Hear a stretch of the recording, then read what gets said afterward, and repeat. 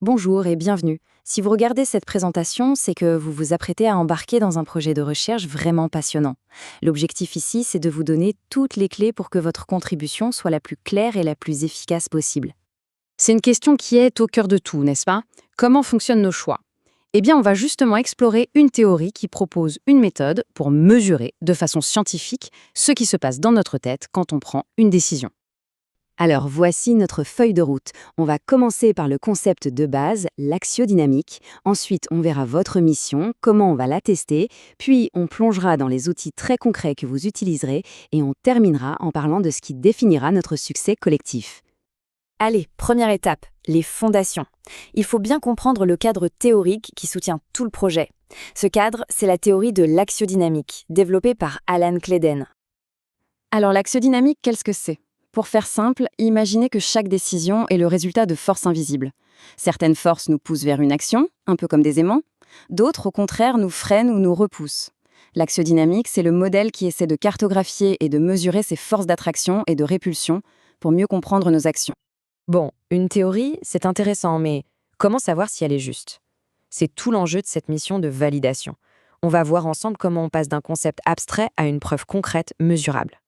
Notre but, c'est de rendre cette théorie vérifiable.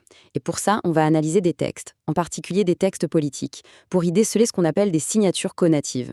Pensez à ça comme des empreintes digitales de la motivation, cachées dans le langage, qui nous révèlent justement ces fameuses forces de poussée et de frein.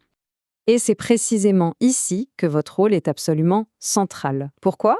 Parce qu'aujourd'hui, aucune machine ne peut saisir les nuances, l'ironie, le sous-entendu d'un texte comme un être humain.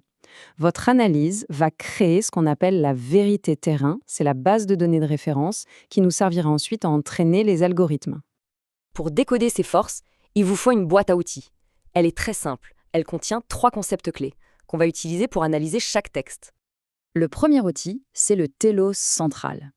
Alors ne vous laissez pas impressionner par le mot, ça désigne simplement l'objectif principal du texte.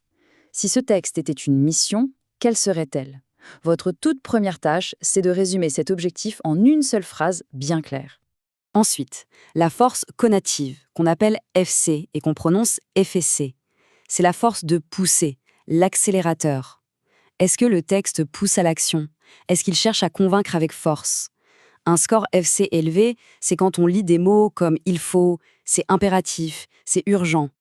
Et logiquement, à l'opposé, on a la force inhibitrice, ou FI, prononcée EFI. C'est la force de freinage. Est-ce que le texte exprime des doutes, des risques, des obstacles? Un score FI élevé, c'est quand on voit des mots comme mais, cependant, attention au danger. C'est la pédale de frein. Voilà, pour s'en souvenir, c'est tout simple. FI, c'est le moteur, la fusée qui propulse vers l'objectif.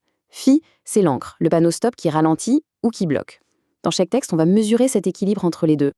Ces deux forces, vous allez les noter sur une échelle de 0.0 à 5.0. J'insiste sur le point 0. Il est très important d'utiliser des décimales. N'hésitez pas à mettre 2.5, 4.8. C'est cette précision qui va nous permettre de capter toute la finesse de l'analyse. Allez, à cette théorie, on passe à la pratique. Voyons maintenant très concrètement comment utiliser ces concepts dans le fichier d'annotation que vous allez recevoir.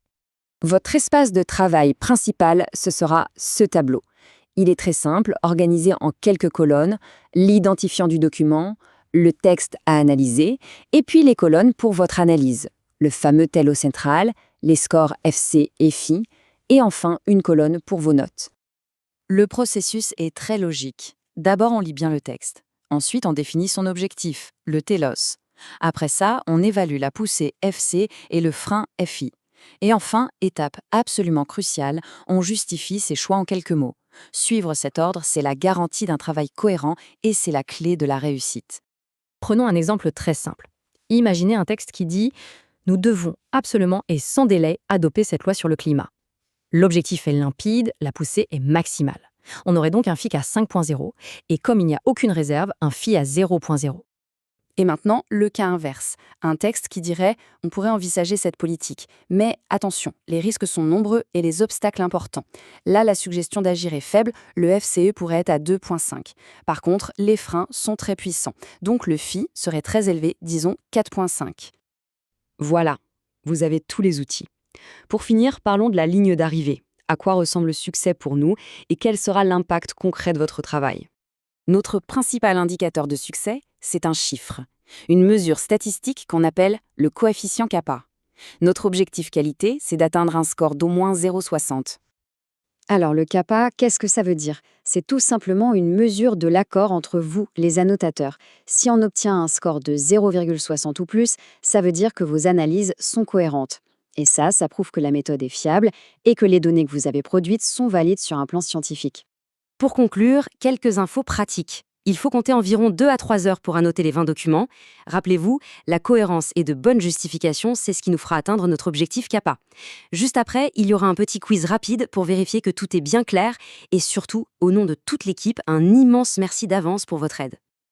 Gardez bien ça en tête, vous n'allez pas simplement remplir des cases dans un tableau. Vous allez rendre visibles les forces invisibles qui façonnent nos décisions. Vous nous aidez littéralement à dessiner la carte de la motivation humaine.